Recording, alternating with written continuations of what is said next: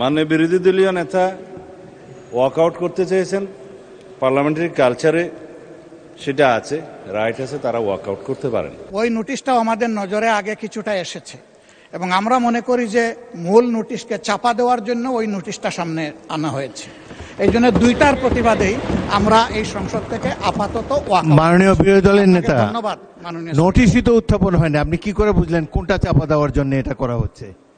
আমি অনুরোধ করছি একটু ধৈর্য ধরে অপেক্ষা করেন, নোটিশের বিষয়বস্তু শুনেন, তারপরে আপনারা feel free to walk out. আপনার অ্যাবসেন্সে এই হাউসে এই নোটিশটা পড়া হয়েছে, সংশ্লিষ্ট সদস্য এটা পড়েছেন, আমরা শুনেছি। এই জন্য আমরা বুঝে শুনেই বলছি যে এই দুই কারণেই আমরা এখন ওয়াকআউট করছি। আপনাকে ধন্যবাদ। নিশ্চয়ই সংসদীয় রীতি অনুযায়ী আপনারা ওয়াকআউট করতে পারেন, ফিল ফ্রি। ধন্যবাদ। ইয়েস, মাননীয় স্বরাষ্ট্রমন্ত্রী। মাননীয় স্পিকার, আপনাকে ধন্যবাদ। মাননীয় বিরোধী দলীয় নেতা ওয়াকআউট করতে চেয়েছেন, পার্লামেন্টারি কালচারে সেটা আছে, রাইট আছে, তারা ওয়াকআউট করতে পারেন। কিন্তু যে কথাগুলো রেকর্ডেড হয়ে গেল তার বিপরীতে আমাদের বক্তব্যটা 1-2 মিনিট রেকর্ডে থাকা ভালো। যে মুলতবি প্রস্তাবটা আপনার অনুপস্থিতিতে মাননীয় ডেপুটি স্পিকার প্রিজাইড করেছেন, উনি গ্রহণ করেছিলেন, তখনই আমি আপত্তি উত্থাপন করেছিলাম যে এটা 68 বিধিতে হতে পারে, কিন্তু মুলতবি প্রস্তাব যে রুলস অফ প্রসিডিওর আছে তার মধ্যে আপনি রাইটলি আইডেন্টিফাইড করেছেন, সেটা আমি আগে উত্থাপন করেছি।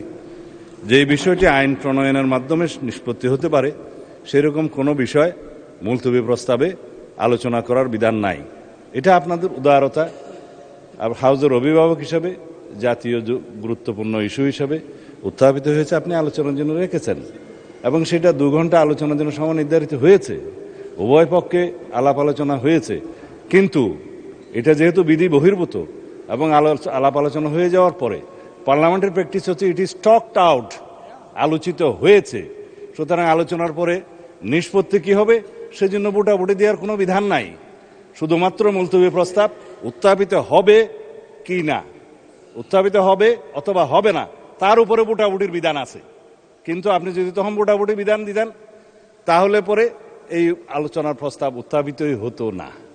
অথবা আরেকটা আপনার অপশন আছে, স্পিকার হিসাবে আপনি কোন মুলতবি প্রস্তাব বিবেচনা করবেন অথবা বিবেচনা করবেন না, আপনি এটা রিড আউট করে, এটা প্রিভিলেজ হলো অপোজিশন মেম্বার কেউ যখন সরকারি কর্ম বাধাগ্রস্ত করতে চায়, ব্রিটিশ পার্লামেন্টের নজির অনুসারে তারা ট্রেজারি বেঞ্চের আলোচনা যাতে এগিয়ে না যায় সেজন্য মুলতবি প্রস্তাব তোলার পরে সেটা মুলতবি হলো কি হলো না সেটা স্পিকারের ইখতিয়ার অথবা ভোটাভুটির ইখতিয়ার।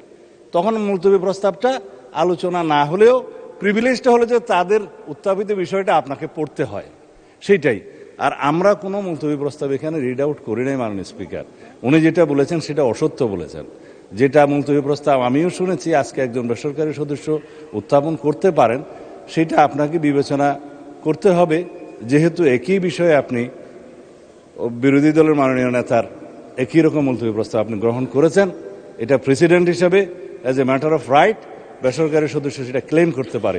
ধন্যবাদ মাননীয় স্পিকার।